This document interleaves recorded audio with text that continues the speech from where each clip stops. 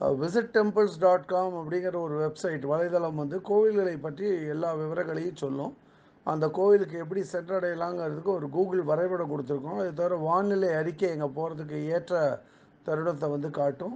அது தவிர ஒரு வீடியோ லிங்க்கும் இருக்குது. அந்த வீடியோ லிங்க் மூலமாக அந்த கோயிலை பற்றி நிறைய தெரிஞ்சுக்கலாம்.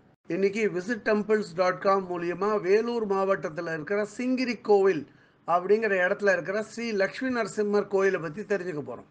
இந்த லக்ஷ்மி நரசிம்மர் கோயில் வந்து கண்ணமங்கலம் பக்கத்தில் சிங்கிரி கோயில் அமைஞ்சிருக்கு. இது ஒரு சின்ன மலை கோயில்.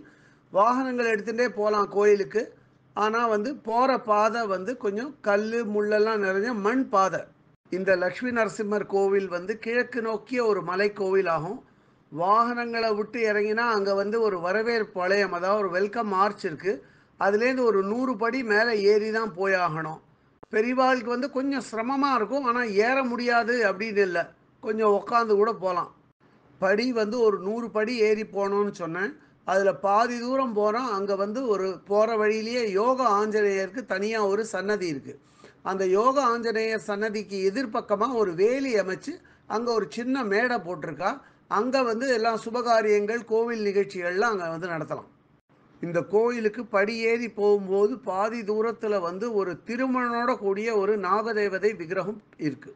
இந்த கோவிலில் இருக்கிற கல்வெட்டுகளை ஆராய்ஞ்சு பார்க்கும்போது இந்த கோயில் சுமார் 1350 வருஷம் பழமையானது அப்படின்னும் விஜயநகர மன்னர்களால் இந்த கோயில் நிறுவப்பட்டதுங்கிறதும் தெரியுது. இந்த கோவில் வந்து ஒரு பாறையை குடைஞ்சு அமைய பெற்ற கோயில். மூலஸ்தானத்துக்கு போகிற வழியிலேயே ஒரு பாறை தெரியறது. அந்த பாறையில் வந்து சங்கு சக்கரம் மஞ்சள் திருமண் சிச்சுரமும் வரைஞ்சி வச்சிருக்கா. பார்க்க ரொம்ப பளிச்சுன்னு இருக்குது. இங்கே வந்து மூலஸ்தானத்தை நோக்கியவாறு ஒரு கருடாழ்வார் சன்னதி இருக்குது. அதே மாதிரி வெளிப்பக்கத்தில் ஒரு கருடாழ்வாரும் ஆஞ்சநேயர் விக்கிரகத்தையும் அப்படியே செவுத்தில் பதிச்சிருக்கா. பார்க்க ரொம்ப கண்டவரும் விதமாக இருக்குது. இந்த கோயில் மூலஸ்தானம் ரொம்ப விஸ்தீரணமாக இருக்கும். கிழக்கு நோக்கிய மூலஸ்தானம். மூலஸ்தானத்தோட வாசலில் தங்க தகடுகள் படித்து ரொம்ப கண்கவரும் விதமாக இருக்குது. 2 கருப்பு வர்ண துவாரபாலகர்களும் இருக்கா. மூலஸ்தானத்தில் லக்ஷ்மி நரசிம்மர் சாந்த ஸ்வரூபமாக உட்கார்ந்த நிலையில் காணப்படுறார். பிற கோயில்களில் லக்ஷ்மி வந்து இடது மடியில் வச்சுருப்பா. ஆனால் இந்த கோவிலில் லக்ஷ்மியை வலது மடியில் வச்சுருக்கார் லக்ஷ்மி நரசிம்மர்.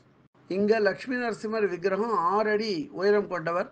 அவருக்கு வந்து இங்கே 4 கைகளை கொண்டவராக காணப்படுறார். ஒரு கையில் சங்கு, ஒரு கையில் சக்கரம், 3வது கையை தன்னோட மடியில் வச்சுருக்கார். 4வது கையால் லக்ஷ்மியோட இடுப்பில் அணைச்ச மாதிரி வச்சுருக்கார்.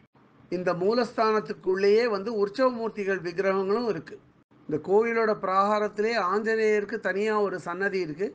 1.5 அடி உயரம் கொண்ட இந்த ஆஞ்சநேயரோட பேர் பால ஆஞ்சநேயர். மிகவும் சக்தி வாய்ந்தவராக கருதப்படுறார்.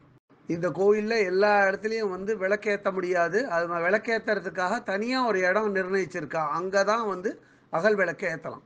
குழந்தை பாக்கியம் இல்லாதவா இந்த கோயிலுக்கு வந்து பெருமாளை வேண்டி சேவிச்சா அவளுக்கு புத்திர பாக்கியம் கிடைக்கும் அப்படிங்கிறது ஐதீகம். இந்த கோயிலை பற்றிய இதர விவரங்கள் வேணும் அப்படின்னா www.visittemples.com அப்படிங்கிற வெப்சைட்டுக்கு போயிட்டு இந்த கோயிலை பற்றிய எல்லா விவரங்களையும் ஆங்கிலத்தில் வந்து படிக்கலாம்.